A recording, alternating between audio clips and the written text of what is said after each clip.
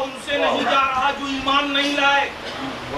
अगर उनसे कहा जाता तो समझ में आता इत्तकुल्लाह, डरो, लेकिन कहा उनसे जा रहा है जो ईमान लाए। इत्तकुल्लाह, तो ये इत्तकुल्लाह का मतलब क्या? रब्बे कायनात ईमान वालों से कह रहा है इत्तकुल्लाह, अल्लाह से डरो। ये अल्लाह से डरने का मतलब क्या?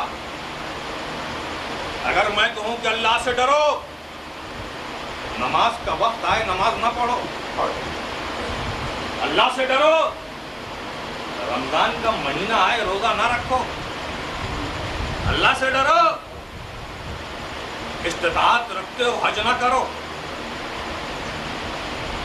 तवज्जो चाहूंगा, अल्लाह से डरो, मालिक निसाब हो ज़कात ना दो, अल्लाह से डरो, सिनेमा और थिएटर जाओ, अल्लाह से डरो, जुआ खेलो, अल्लाह से डरो, बुरे काम करो, अल्लाह से डरो, यतीमों का माल खाओ, अल्लाह से डरो, बीवियों पे जुल्म करो, अल्लाह से डरो, पड़ोसियों को के साथ हुस्न अखलाक न करो।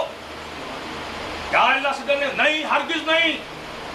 ये सब अल्लाह के डरने, अल्लाह के डरने का मतलब है नमाज का वक्त आए नमाज पढ़ो, अल्लाह से डरो, हज का महीना आए हज करो, मालिक निसाब हो ज़कात दो, अल्लाह से डरो, पड़ोसियों के साथ अच्छे अखलाक रखो, अल्लाह से डरो, बीवियों पे जुल्म ना करो, अल्लाह से डरो, यतीमों का माल मत खाओ, अल्लाह से डरो, नमाज का वक्त आए नमाज पढ़ो, अल्लाह से डरो, मालिक निसाब हो ज़कात दो, अल्लाह से डरो, जुआ मत खेलो, अल्लाह से डरो, सिनेमा और थिएटर मत जाओ, अल्लाह से डरो, बुराइयों से अपनी जिंदगी को बचाओ, अल्लाह से डरो, अपने माँ बाप को उफ ना कहो, अल्लाह से डरो, अपने भाइयों का ख्याल रखो, अल्लाह से डरो, जज्बे उखुवत बेदार रखो, अल्लाह से डरो, मिल्लते मुस्लिमा के लिए हमदर्दी रखो, अल्लाह से डरो, दीन की पासदारी रखो, अल्लाह से डरो,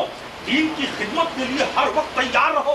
ये है अल्लाह से डरने का मतलब। तो देखो अल्लाह से डरने में पूरा इस्लाम आया कि नहीं? सुभान अल्लाह, सुभान अल्लाह, सुभान अल्लाह। अल्लाह से डरने में पूरा इस्लाम आ गया। ऐ ईमान वालो अल्लाह से डरो, मतलब ऐ ईमान वालो इस्लाम को कमा हक़्क़हू कबूल कर लो। इस्लाम को कमा हक़्क़हू कबूल कर लो। अब जिन लोगों ने इस्लाम को कमा हक़्क़हू कबूल कर लिया वो तक़वे वाले हो गए, इत्तकुल्लाह पे अमल करके तक़वे वाले हो गए, आमाले हसना वाले हो गए, इबादतों रियाजत वाले हो गए। ईमान वाले तो पहले ही से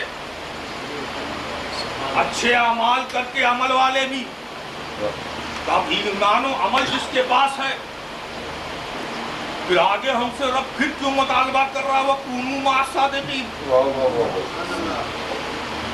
ईमान पहले से जिन्होंने तकवे की जिंदगी गुजारी वो अच्छे अमल वाले, अब ईमान और अमल जिसके पास है उससे मौला क्यों कह रहा है इत्तकुल्लाह वकूनू मअस सादिकीन? यही एक सवाल है जिसका जवाब देकर आज मैं रुखसत दूंगा।